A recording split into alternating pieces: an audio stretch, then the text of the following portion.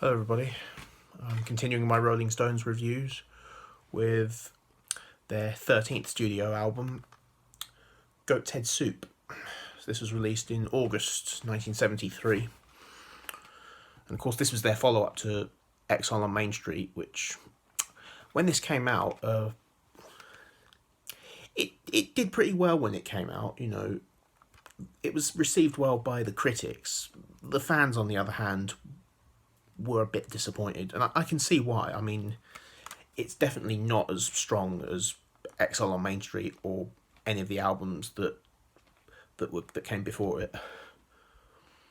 But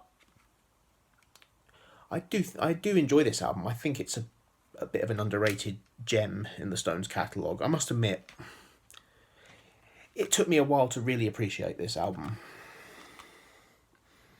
I actually just listened to it in preparation for this review, and I've got to say it's pretty solid. It's got a weird cover as well. Like, some people reckon that it's Mick Jagger's head in a bag, but it's actually not. He's actually wearing a dress. So yeah, it's quite a good cut. I do like the cover, and on the inside there, you've got a picture of a goat's head in some soup. So yeah, a bit of a weird title, but and this was kind of the beginning of their. There's hints of like disco and funk in this album, because during the 70s that was a trend. Funk music, disco music was coming out at this point. So yeah, some fans were turned off by it, but I do like this album actually. So let's go through the tracks. So it starts off with Dancing with Mr. D, which I really like this track. A lot of fans don't like this track. I really love this actually. It's got such a good riff, and if you don't understand what it actually means, what Dancing with Mr. D means, it's a song about drugs basically. That's basically what the D stands for. And we've got 100 Years Ago, which is a really underrated Stones song. I think it's got a nice bluesy keyboard in it. I love this track. Coming Down Again is a great Keith Richards vocal. It's a very slow piano ballad, but I love the guitar effect on here as well. There's this rotary effect, or phasing effect, whatever you call it. It's an effect that they started to use, that the Stones started using at this time. Keith started using that effect on his guitar. But yeah, really, really nice song. And then we've got Do Do Do Do Do, Heartbreaker.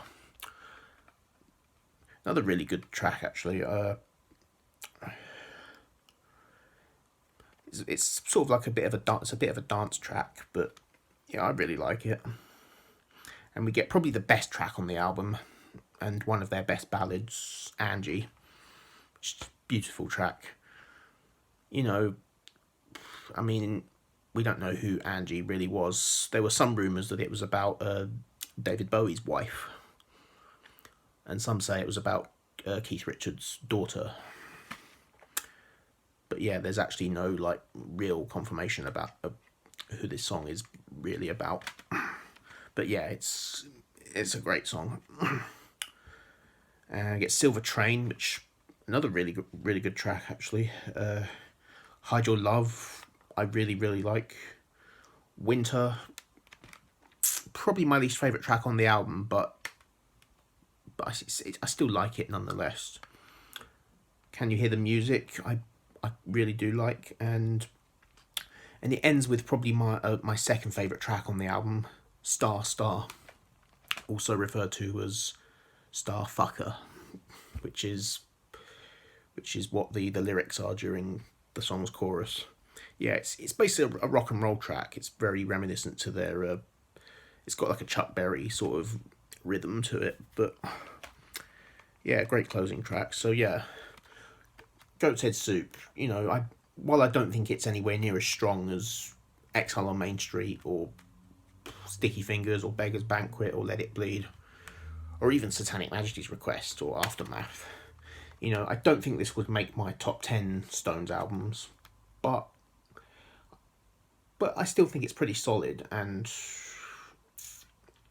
pretty underrated, I feel. So yeah, I'll give it a 9 out of 10.